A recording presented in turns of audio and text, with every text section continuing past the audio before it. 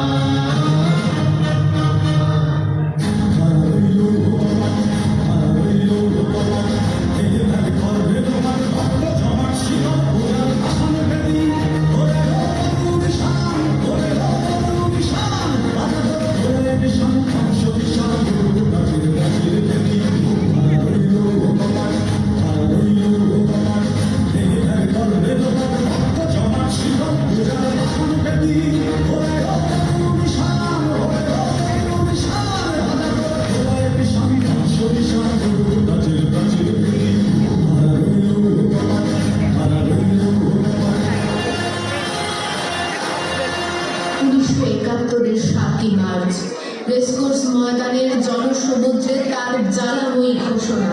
প্রত্যেক গ্রামে, প্রত্যেক মহল্লায়, প্রত্যেক ইউনিয়নে, প্রত্যেক সাবডিভিশনে আওয়ামী লীগের নেতৃত্বে সংগ্রাম পরিষদ গড়ে তোলো।